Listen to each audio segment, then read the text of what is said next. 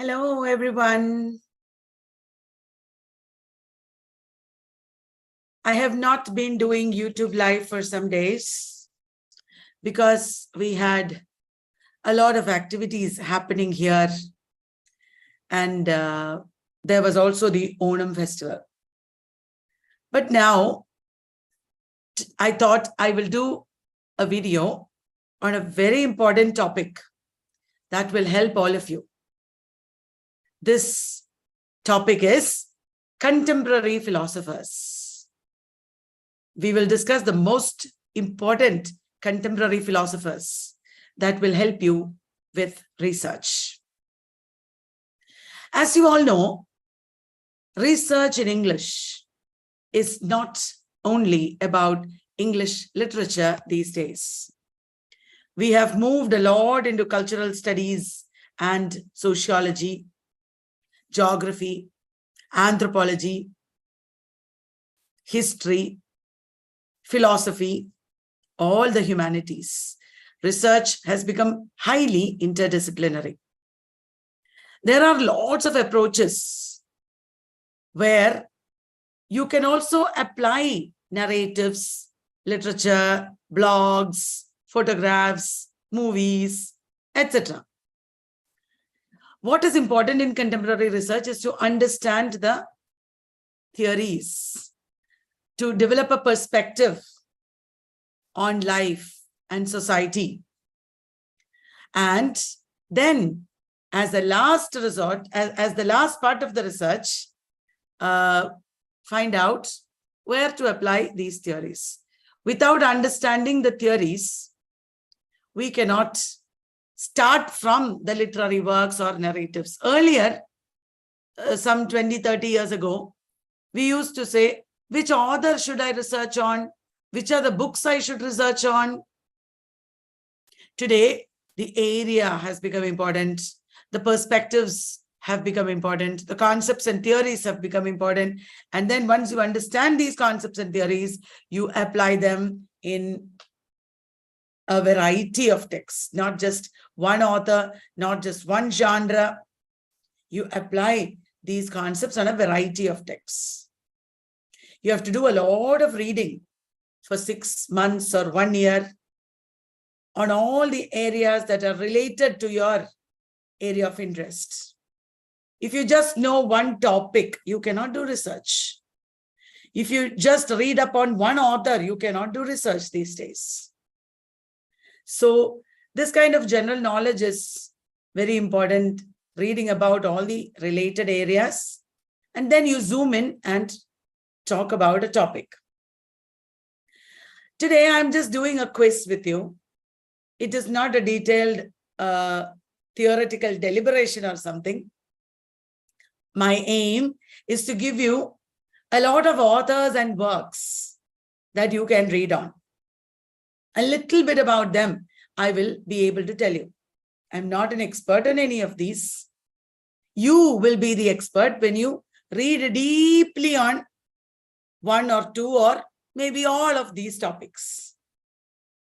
Today, we have theories related to identity, memory, maybe space. There are many theories related to body, to the city, to the places where we live, the spaces and the places where we live, and so on and so forth. You can divide the theories into many broad categories like that. And then you will start to see interrelations between many of these authors and works that we are going to talk about very briefly. This is not a boring lecture video. It is just a simple question-answer video through which you will get a lot of general knowledge and you will be able to read on your own. So let us talk about the most major philosophers. Are you ready, guys? This is a question-answer video. And this borders on contemporary criticism, okay? These philosophers are also critics, theorists and critics who contribute to our understanding of the world and literature. The Sublime Object of Ideology. It is by a very important writer. This was published in 1989. The author is a cultural theorist. And this book thematizes the Kantian notion of the sublime. Immanuel Kant had talked about the beautiful, the picturesque, and the sublime. The sublime is a very high feeling that you get from very intense experiences. So this book that we are talking about, The Sublime Object of Ideology, thematizes the Kantian notion of sublime in order to liken or compare ideology to the experience of something that is absolutely vast and powerful, something that is absolutely sublime beyond all perception and objective intelligibility. This is a point where your reason stops. You stop thinking. You cannot understand even. It is an extreme sensation. Ideology is like that. Like sublimity, ideology also cannot be understood. It cannot be pinpointed. It is not one thing. It controls us. It does not help us to think. Rather, it stops our thoughts. Who is the author of The Sublime Object of Ideology? Is it Michel Foucault, Slavoj Žižek, Jacques Derrida, or Ian Watt? It is Slavoj Žižek. Žižek's very famous book, The Sublime Object of Ideology. Ideology, you know that it is a very important concept in Marxism. Ideology has been discussed by Althusser and a lot of Marxists, including Immanuel Kant. No, sorry, not Immanuel, including Karl Marx. So this is a very important area, ideology and its various interpretations. Slavoj Žižek wrote The Sublime Object of Ideology. Remember that. There is a book called The Western Canon, The Books and Schools of the Ages. It is a 1994 book about Western literature, written by a critic and philosopher. He is also a reader-response theorist. Here in this book, The Western Canon, the author defends the concept of the Western canon by discussing 26 writers whom he sees as central to the canon. Who are these 26 writers? You should read up because this book is very important. Who wrote the book, The Western Canon? Is it F.R. Lewis, Harold Bloom, Wayne C. Booth, or Percy Lubbock? I know that many of you know the answer. The Western Canon is by Harold Bloom. Very good. Harold Bloom. In this combative, controversial book, Terry Eagleton, he is also a Marxist, takes issue with the prejudice that Marxism is dead and done with. Many people said Marxism is dead. Many people said Marxism does not exist anymore. Terry Eagleton is responding in a very important book that is a controversial book, taking 10 of the most common objections to Marxism. What are the objections? That Marxism leads to political tyranny, that it reduces everything to the economic level, and so on. What does Terry Eagleton do? He's taking these basic objections to Marxism and demonstrating in each case what a woeful travesty of Marx's own thought these assumptions are. These assumptions are actually made possible by Marx's own thoughts. And Marx's thought is still relevant. That is the idea. Identify the work. Is it Marxism? Why Marx was right? Marx and 19th century, none of the above. We have made the options very simple. It is Why Marx Was Right by Terry Eagleton. Will you remember, everyone? Why am I doing this quiz? Not to test your ignorance or knowledge, but to remind you that you should read all these works. Remember that. Allegory and Ideology is an important work. It's part of a series of philosophical works called Poetics of Social Forms. Sociology, social forms is very important in contemporary thought, in contemporary criticism. Who is the author of Allegory and Ideology, where he discusses social forms? It is Frederick Jameson. He is another new left thinker, Marxist, who questioned even orthodox Marxism and led to the new age of Marxism, where we are exploring society, economics, etc., through the perspectives of culture. History and Class Consciousness is a work which lays out a wide-ranging critique of the phenomenon of reification in capitalism. Reification is a very basic idea in capitalism. History and Class Consciousness is a work written by a Hungarian author critiquing this concept of reification. Reification, alienation, commodity fetishism, these are all related concepts.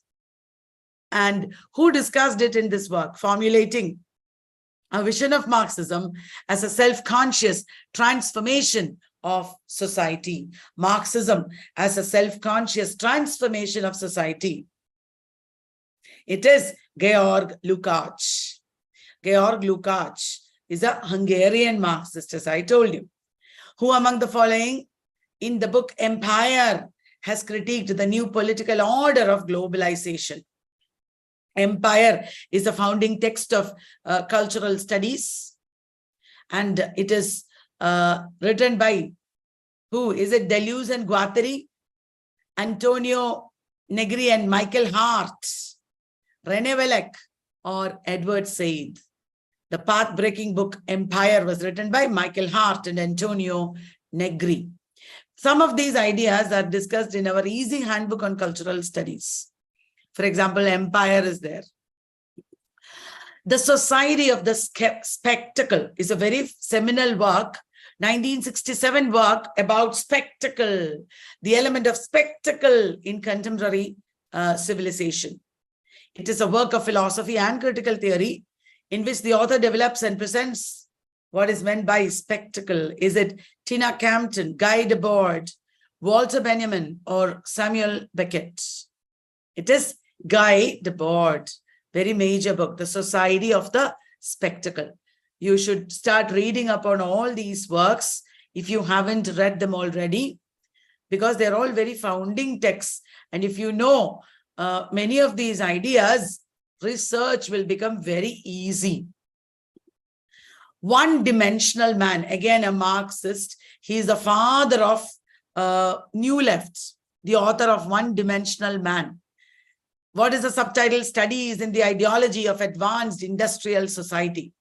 It is a 1964 book by the critical theorist Dash, where in this book he offers a wide-ranging critique of both contemporary capitalism and communist society of the Soviet Union. He is critiquing both capitalism and communism, documenting the parallel rise of new forms of social expression in these societies. Is it Walter Benjamin, Herbert Marcuse, Louis Althusser, or Raymond Williams? One-dimensional man, that is the man under capitalist society, today's man whose needs are false. He also discusses same ideas, similar ideas in the book Eros and Civilization. Eros and Civilization. Who is it? It is Herbert Marcuse. Can you identify this philosopher? An Italian philosopher, best known for his work investigating the concepts of the state of exception, form of life, Homo Caesar. Homo Caesar is based on the concept of biopolitics. A man who is not a part of the society anymore. He's excluded from the society. He's banned. He's no good for sacrifice in the traditional Roman culture. Like an outcast, but he can be killed by anybody. A man who cannot be sacrificed but can be killed. It is the same, isn't it? And this book, this concept of Homo Caesar, he talked about in Homo Caesar, sovereign power and bare life. Bare life means what? Bare life is where existence or survival is what matters, not the quality of life. The quality of life doesn't matter. What matters is somehow existing. Who is the author who wrote Homo Caesar? The philosopher Giorgio Agamben. Giorgio Agamben. Antigone's claim, kinship between life and death, is a work which redefines the legacy of Antigone from a psychoanalytic perspective and also critiques the mode of kinship. Antigone went against her own uncle Creon, isn't it? Antigone is the rebellious daughter of Oedipus and Jocasta. Who wrote about Antigone as a symbol? The life of Antigone, which is fraught with pain, suffering, and death, as a symbol of feminist rebellion also. It is Julia Kristeva. Antigone's claim. Julia Kristeva talked about Antigone in relation to the concept of Cora.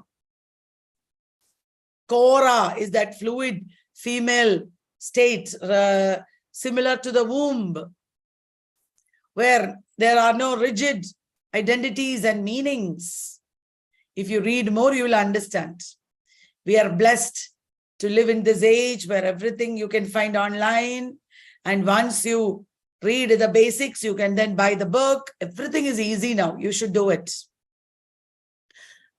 Sorry, Julia Kristeva, Judith Butler. It's Julia Kristeva who wrote about Antigone. Is it Judith Butler? Both of them wrote. I made a mistake, I think.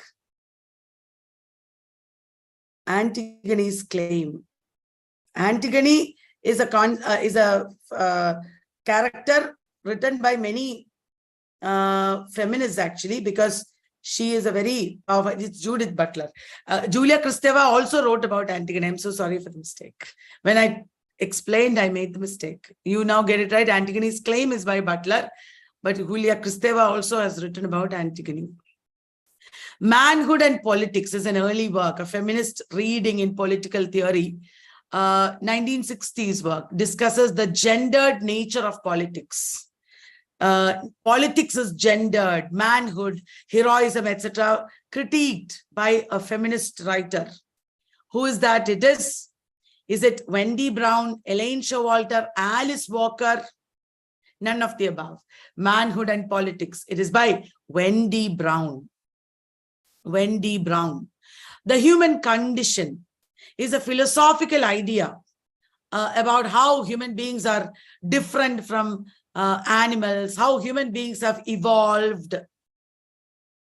There is a philosopher, a major philosopher who is associated with this concept. It is Hannah Arendt. Human Condition is a very major book by Hannah Arendt. And she has, again, defined what it means to be human. That is also very important work. This volume, you have to identify a work now, includes Walter Benjamin's views on Kafka. Actually, all these are works of Walter Benjamin. The work of art in the age of mechanical reproduction is by Walter Benjamin. Arcade's project is what he left unfinished when he died. Illuminations, theses on the philosophy of history.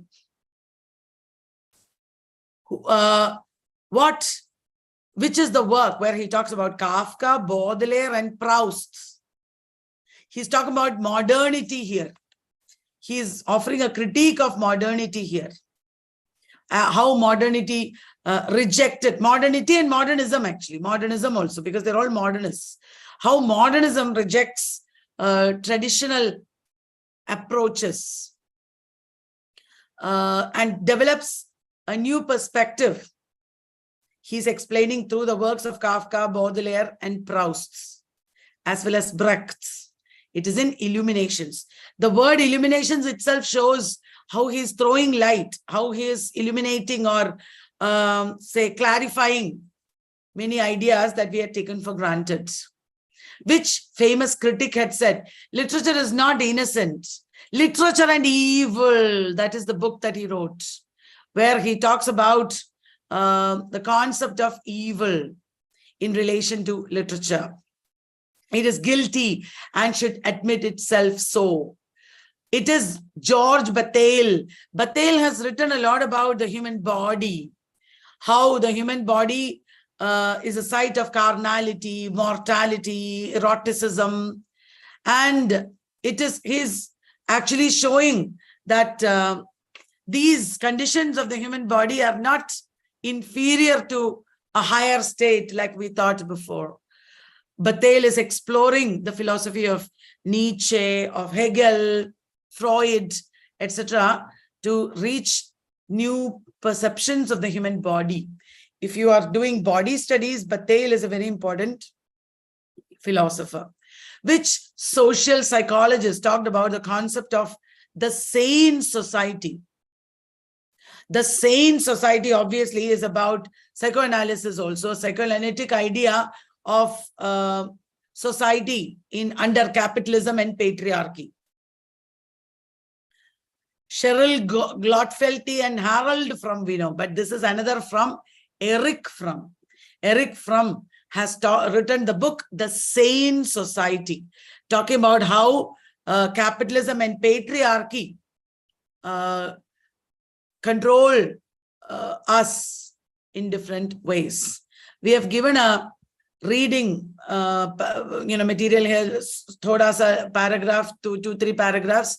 Social psychologist Eric Frum has made seminal exploration of the ills of modern society. And he has shown how to overcome these ills.